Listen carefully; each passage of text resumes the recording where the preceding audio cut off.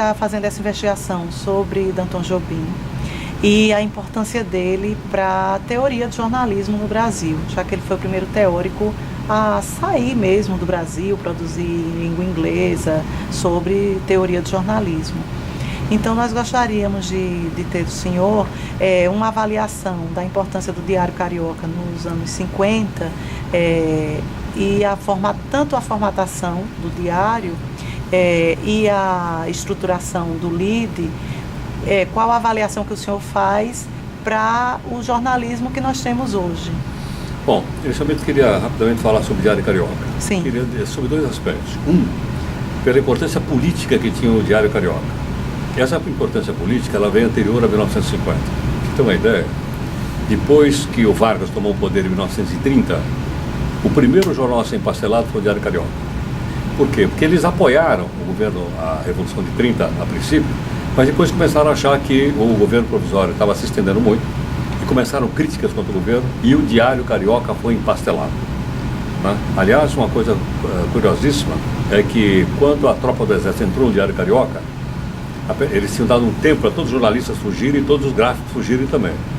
Alguns jornalistas ficaram e alguns gráficos ficaram resistindo lá dentro. Então, esses foram violentamente espancados pelo Exército e os militares chegaram com machados e com marretes, quebraram o jornal inteiro, não deixaram pedra sobre pedra, nada de pé. E mais, uma coisa muito emblemática da força que tinha o jornal. Eles pegaram a cadeira do chefe de redação e deram um tiro na cadeira. Tá? Para dizer o seguinte, olha, o próximo vai ser você. Então eu acho que lá para frente o Diário Carioca foi tomando uma importância muito grande na condução do que aconteceu politicamente no país. Que foi o Estado Novo, depois foi a redemocratização, depois foi a volta do Getúlio Vargas em 1950, já era muito grande, e já mobilizava uma boa parte da opinião pública no Rio e fora do Rio de Janeiro. Então acho que essa importância política extraordinária que teve o Diário Carioca. Eu não vou fazer comentários se para o bem e para o mal, não é esse o caso. Sim. Tá?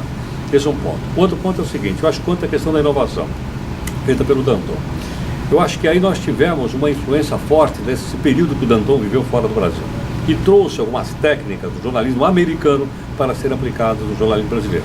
Entre elas, a técnica do lead. Tá?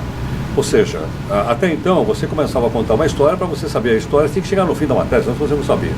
No momento que você criou o lead, você praticamente subverteu a ordem do texto jornalístico. Ou seja, você me dizia o que tinha acontecido e depois eu explicava por que aquilo aconteceu. O lead era, a própria palavra diz, o condutor, ou seja, aquilo que sou capaz de adquirir a confiança do leitor, o desejo do leitor de continuar lendo meu texto. Não só porque é um texto bem feito, bem apurado, mas porque ele é um texto estruturado de uma maneira diferente. Então eu acho que isso foi uma contribuição realmente extraordinária dada por ele. E a outra questão é quanto você lembrou do manual de redação. Eu acho que foi o primeiro do Brasil, salvo engano. Eu não me lembro de nenhum. Nem o Jornal do Brasil tinha manual de redação e o Diário Carioca já tinha um manual de redação. Isso. Porque o manual de redação, inclusive, o Danton era um cidadão comprometido com a democracia e comprometido com a liberdade de imprensa, comprometido com a pluralidade. Esse manual, ao contrário do que você poderia imaginar, o manual de redação, vocês vão ter que fazer exatamente o que está escrito aqui. Não, ele deixava muita abertura e dava oportunidade, dentro daquela linha de ação, do jornalista desenvolver a sua própria credibilidade, o seu próprio desejo de escrever aquelas coisas.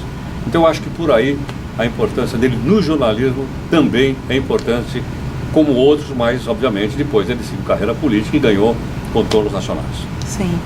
Só para concluir, qual a importância que o senhor observa como professor e como jornalista também da atuação de Danton Jobim no cenário científico?